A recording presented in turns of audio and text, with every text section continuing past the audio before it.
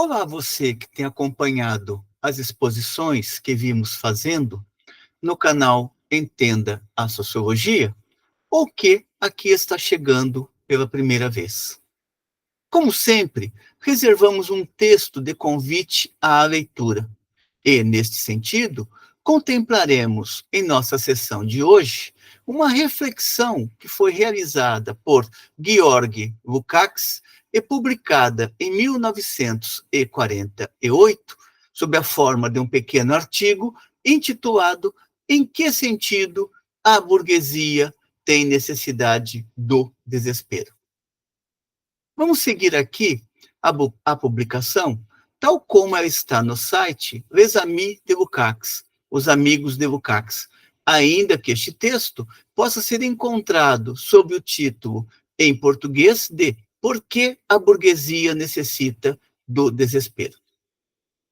Inicialmente, é necessário situar o debate lukácsiano antes de entrarmos na discussão deste pequeno artigo. Lembremos que Lukács trabalha com a ideia de que, posteriormente a 1848, face ao crescimento do movimento operário, a tendência do pensamento ideológico burguês foi a de cada vez mais tentar mistificar a realidade e mascarar as contradições da sociedade burguesa. Esta tendência do pensamento burguês para a decadência, ela se acirrou na passagem do século XIX para o século XX e ganhou novos contornos no período do imperialismo. Lukács observará, por exemplo, que um dos traços fundamentais deste pensamento da decadência na época do imperialismo é o subjetivismo, ou seja, a reflexão ela sai das grandes estruturas para pensar fundamentalmente o indivíduo como se esse indivíduo estivesse lançado ao mundo e não pertencesse a classes sociais, ou como se as classes sociais não tivessem importância nenhuma para refletir sobre a realidade social. Feitas estas considerações, podemos entrar diretamente no texto de Lukács. Ele observa aqui, neste texto de 1948, que a ideologia tradicional, portanto, habitual, de defesa da burguesia, está calcada na idealização. Idealização esta que pode se dar sob a forma do pensamento teórico ou sob a forma das expressões artísticas.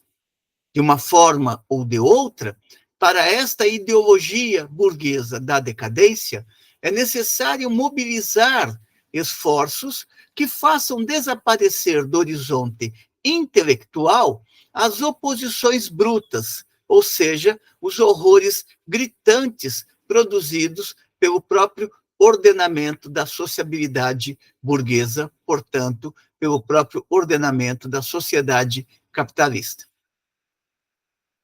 Essa tendência à apologia da ordem burguesa se acentuou, de acordo com Lukács, nos ideólogos da referida classe a partir de 1848, momento no qual se fizeram presentes na cena social as grandes jornadas de lutas dos trabalhadores, portanto, do proletariado de alguns países da Europa Ocidental. Esta tendência à mistificação, à apologia, no entanto, não cessou no século XIX. Ela se aprofundou à medida em que se avançou no século XX. E poderíamos dizer que ela é muito mais profunda hoje, em pleno século XXI. No século XX, observará Lukács, a forma mais grosseira desta orientação fetichizadora, portanto, mistificadora e manipulatória da realidade, manipulatória no sentido de operacionalização com os dados da realidade para produzir uma determinada ideologia de legitimação da dominação do capital, a forma mais grosseira desta orientação fetichizadora pode ser encontrada nos filmes hollywoodianos. Aqueles filmes onde, geralmente, se terminava com tudo vai acabar bem, tudo vai se passar bem, portanto, o mundo será sempre uma maravilha lá no futuro. Porém, esta tendência hollywoodiana, aquela que não colocava em xeque a própria realidade que muitas vezes procurava expor, porém, esta dimensão hollywoodiana passou a fazer parte também da filosofia professoral, acadêmica, que nada mais é para Lukács, ou nada mais era para Lukács, do que uma espécie de happy end sob forma conceitual. Happy end no sentido de que esta filosofia acadêmica, ela trabalhava com a ideia de que trabalhava cada vez mais com a ideia de que os problemas que têm sua matriz na ordem burguesa serão resolvidos dentro da mesma forma de sociabilidade burguesa. Portanto, é um pensamento que não buscava questionar as raízes nem a dinâmica da própria sociabilidade burguesa. Porém, observará Lukács, esta idealização pretendida da realidade por parte tanto dos mecanismos hollywoodianos como também por parte do pensamento acadêmico, esta idealização pretendida da realidade, ela acabava ou tende a se chocar cada vez mais com a própria realidade. E, desse modo, evidencia sua fraqueza, a fraqueza destas formas de pensamento e também a ineficácia destas tentativas para responder aos problemas reais que atravessam a ordem burguesa. Isto não quer dizer que estas formas de manipulação nas fileiras do capitalismo tardio ou do capitalismo na sua fase avançada, elas não têm a sua eficácia, mas a todo momento elas precisam ser continuamente reformuladas a fim de legitimar a realidade que se torna cada vez mais em contraposição àquilo que este pensamento procura apresentar como sendo a realidade. Isto é interessante de se observar quando olhamos para o universo acadêmico. De tempos em tempos surge um novo modismo intelectual, ao qual aqueles professores mais desavisados abraçam sem questionamento e passam a defender até que aquela matriz de pensamento se esgote ou se revele totalmente incapaz de responder aos problemas mínimos da realidade e são abraçadas novas matrizes teóricas que percorrerão o mesmo circuito. Lembremos as várias formas de pensamento que se constituíram no interior da academia como aparente resposta para compreender o mundo moderno. Tivemos, ao longo desses últimos 40 anos, pelo menos, formas de pensamento ou a grande popularidade de pensadores como André Gorz, Cornelius Castoriadis, Félix Guattari, Pierre Bourdieu, Boaventura de Souza Santos, Antônio Negri, Michael Hardit, entre vários outros pensadores que em determinado momento, para não esquecermos, o nosso Antônio Giddens, pensadores que em determinado momento são publicados a todo momento, conseguem a adesão de um certo público, mas que rapidamente são substituídos por outros pensadores que, desta vez, sim, se apresentam como sendo aqueles que portam a compreensão adequada da realidade social e mesmo a compreensão dos desdobramentos que aquela realidade social terá. E para não esquecer, dentro deste leque, estes vários autores, lembremos também Alain Touraine. Seus mecanismos manipulatórios do capitalismo, em sua fase tardia, buscam afastar dos olhos públicos os fatos mais marcantes da vida social, também tornou-se um fato, observa Lukács, que esconder a realidade por meio do uso destes mecanismos, sobretudo de mecanismos que se pretendem simples, se tornou cada vez mais impossível. Que dificuldade! Diante disso, Lukács se coloca a seguinte questão: que dificuldade se coloca na fase mais avançada do capitalismo para garantir a eficácia da apologética burguesa? Para Lukács, a dificuldade brota do próprio fato de que a realidade se confronta com as ideias.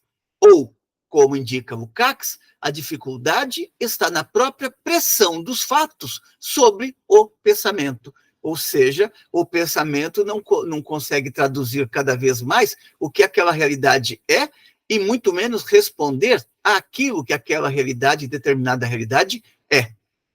Portanto, ao mundo da pretendida harmonia, como era o caso, por exemplo, visualizado ou perseguido por Durkheim e Comte, ao mundo da pretendida harmonia, contrapõe-se cotidianamente uma outra realidade, ou seja, este mundo que a ideologia burguesa ordinária tende a representar como um conjunto harmonioso, revela a cada momento em seu desenvolvimento o quão assustador e absurdo ele é sob o controle do capital. Diante disto, existe para o pensamento burguês um perigo sempre ameaçador. E que perigo é este? É o perigo de que a fração pensante da intelectualidade possa despertar e se encaminhar para a adesão à perspectiva do socialismo. No entanto, esta não é a tendência que Lukács está verificando. Ele está observando para um crescimento muito maior das correntes irracionalistas. E dentre estas correntes, ele colocará um destaque especial para o existencialismo francês, o existencialismo sartreano. Desse modo, observará Lukács que o existencialismo, em suas várias vertentes, constitui uma das correntes mais contundentes do irracionalismo moderno. O seu corpo conceitual e analítico aponta para como a intelectualidade, ou parte dela, estava vivenciando as grandes contradições da sociedade capitalista em sua fase imperialista, sobretudo no pós-Segunda Guerra Mundial.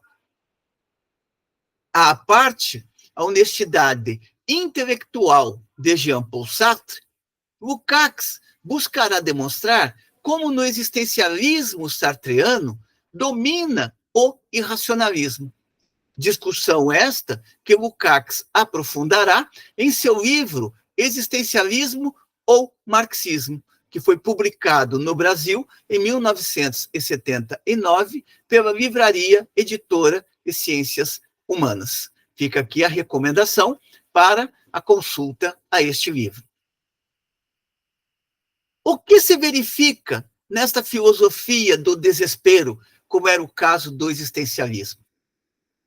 Lukács observa que o ponto de partida é, para essas correntes de pensamento, ou para a corrente de pensamento existencialista, o ponto de partida é a insatisfação do sujeito em relação ao mundo circundante e ao mal-estar, a indignação, o desespero, o niilismo, a ausência de perspectivas ou a percepção, a compreensão, pelo menos a percepção, pelo menos imaginária, da ausência de perspectivas que emergem desta insatisfação.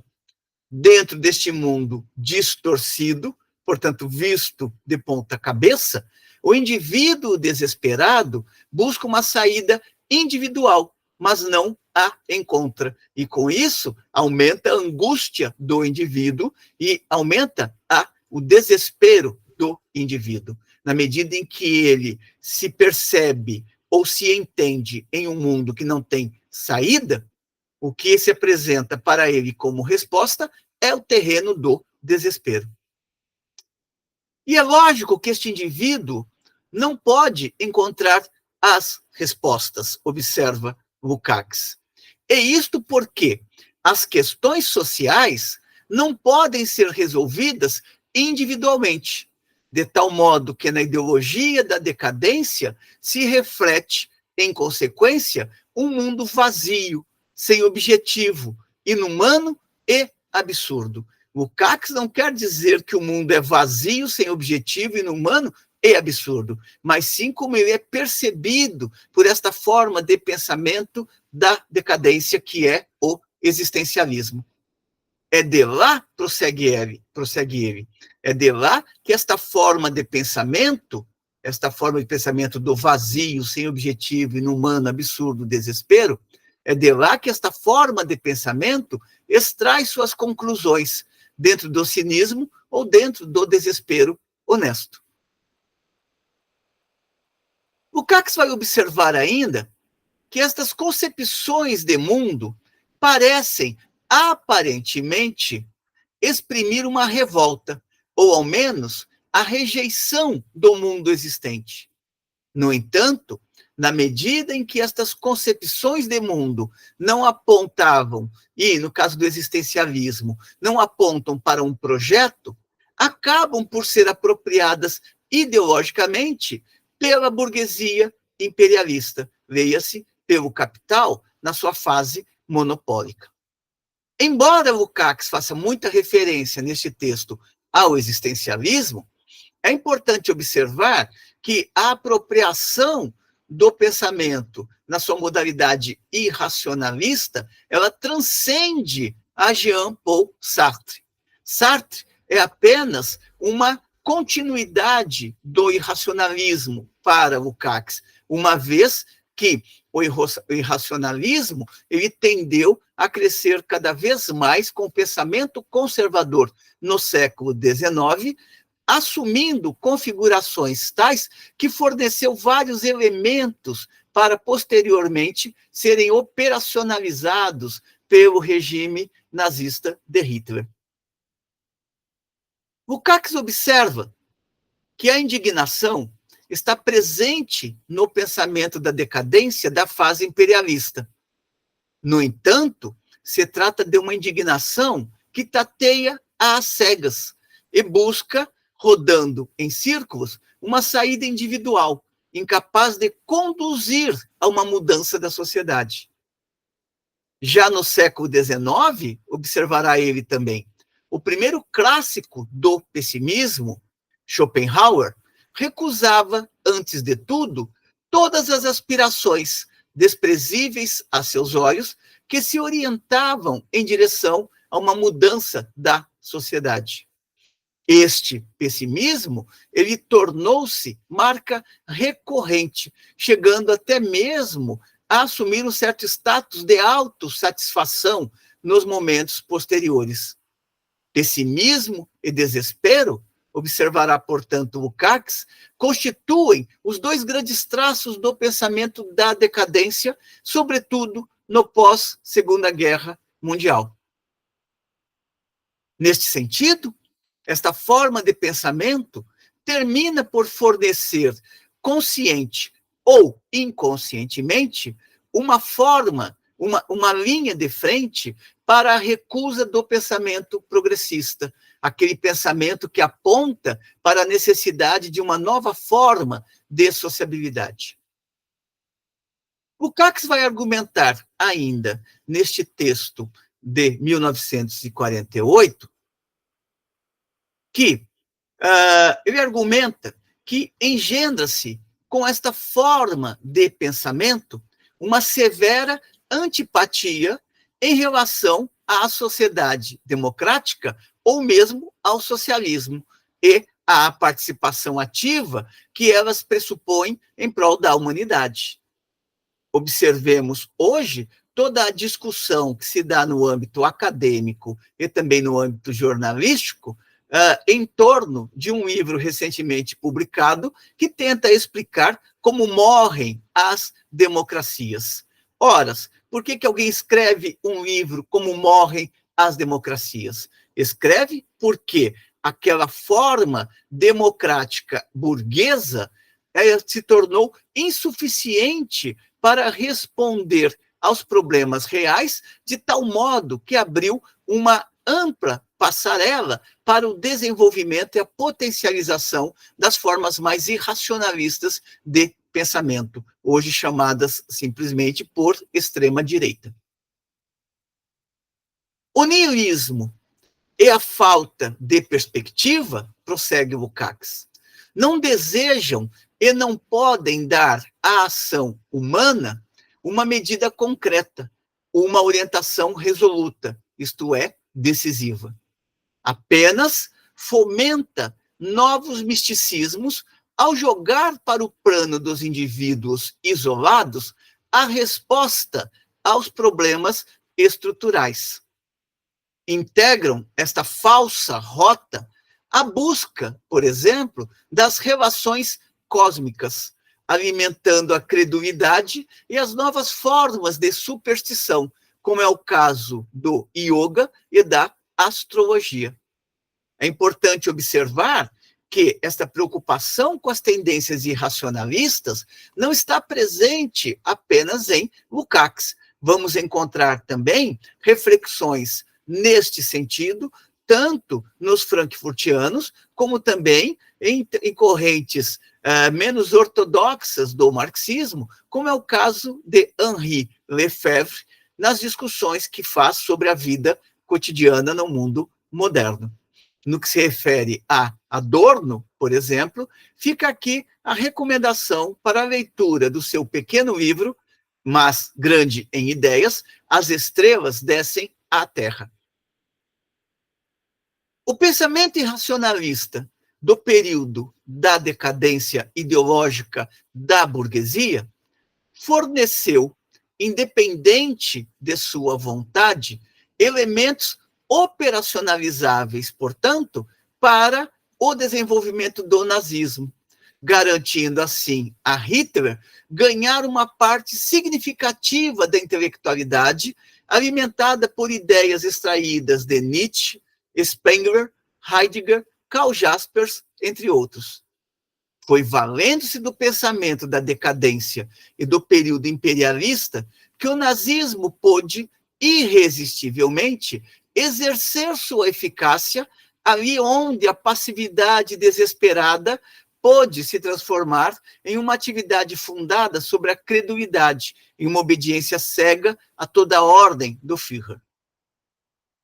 Lukács está escrevendo este texto posteriormente à Segunda Guerra Mundial.